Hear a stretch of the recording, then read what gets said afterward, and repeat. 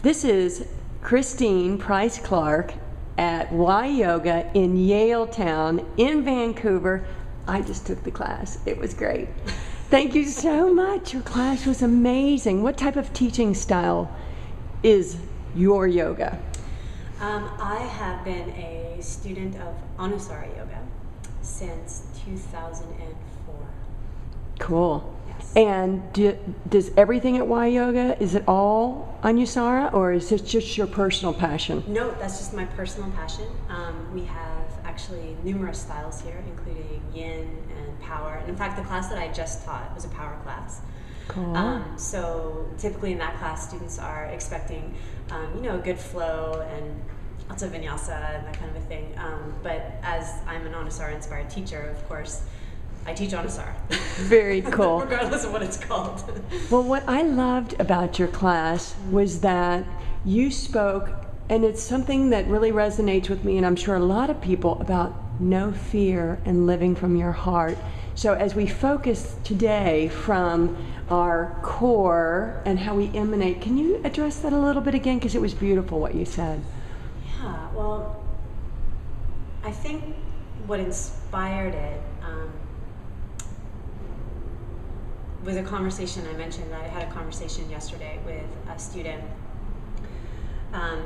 who had a friend who's in the fitness industry, and she, I guess, had the experience where she was seeing a lot of yoga practitioners and yoga teachers who she felt had injuries based on their lack of engagement in the core. And I believe what she defined as the abdominals. And I suppose what it inspired in me to kind of consider more was what does the core mean? And I think as teachers of anything, it's important for us to have clear definitions on what the core actually means, or anything, any concept that we are bringing to a class, to flavor the class or to guide. And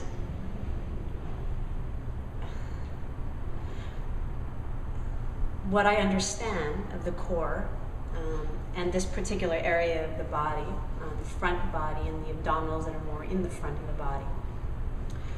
And what I've also experienced in moments in my life that have been either challenging or scary or kind of brought me up against myself a little bit. Yeah.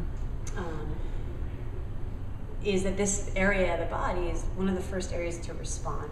There's a contraction and a kind of a holding and a protective mechanism. Right. And I suppose what I hope to offer as a teacher, and certainly what my teachers and this practice continues to offer me, are tools to help me not have to do that, not have to feel as though I need to walk through this world and all the colorful spectrum of what this life can offer us, shrouded. Right. That was beautiful, very eloquent. And I was just sharing with you that the reason I did this is because I've been so in awe and so inspired by all of my teachers. And we all, as teachers, have such a great responsibility for others, but for yourself, what has your yoga practice done for you in your life? Yeah, no pressure. Big question. How much time do you have? How much time? Exactly. We have all day.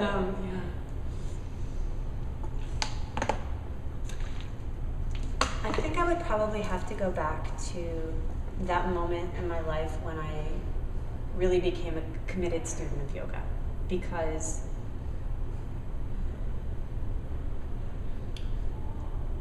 that's when this relationship really began, or really started to take root, And when was that? That would probably have been in 2001. Cool. And I was in New York City, and I was practicing, my regular practice was, if I could make 2 classes a week. And I had a full-time job, and so, I would get myself to the subway and hope I would make it there on time, rushing after work. Yeah. And I had 2 teachers with whom I practice, and it was their classes that I tried to make consistently every week. I should name them. Yes, do. Yeah. So Their names are Allison Novi and Sadie Nardini. Cool.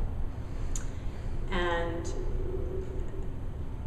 I think what I experienced in both of their classes that was in many ways the glue for becoming a more committed student is that having always wanted to be a dancer, loving music, loving movement, but never really feeling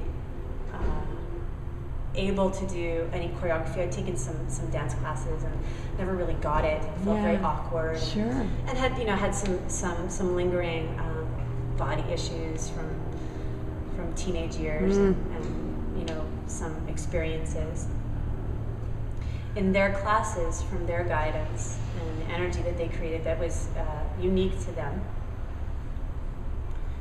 I felt finally like a dancer It's in the beautiful. practice. That my body was a gift, and I would just just be so excited to go and feel that. Right. There was just a lightness that came from that, and a feeling of grace. Wow. Which, and I use that word, and of course that's, very much a word that is attached to Amsara, meaning to flow with grace. But perhaps that was my first opening to it without knowing it.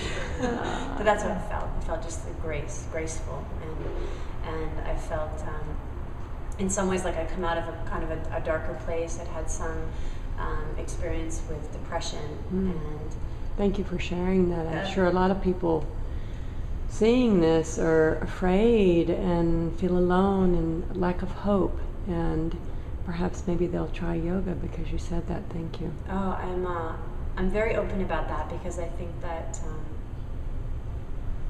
as my teacher John Friend reminds us every time I get to sit with him, the greatest teaching that this practice, I think, can offer us is interconnectedness. Yes. That we're not alone. Right. And certainly depression can feel very solitary. Yeah. And I think when I first fell in love with the practice and also back in love with myself, with this life, and found the means to actually practice that falling in love. You had to kind of come back and stoke that a little bit. It was through the connection of my body to my breath, and the other seemed to sort of unfold naturally. It's funny how that happens. Right. Meaning, the big teachings. I don't think I ever would have articulated at that time. This is what this is doing for me. Sure. But it was. Right. Slowly. That's the beauty of it. It really is like a Isn't lotus it? flower. It's just so deep and so profound. Thank you so much for speaking with me today. If someone's coming to Vancouver, or if they have access to a computer and can find you, tell me how people would find you. The best way probably to find me right now, I'm pretty easy to Google. Good. And currently, I'm teaching only at YYoga in Yaletown. Okay. So they can just look at www.yyoga.ca. Awesome. Yeah. Thank you so much. Thank you so Namaste. much, Stephanie. What a treat.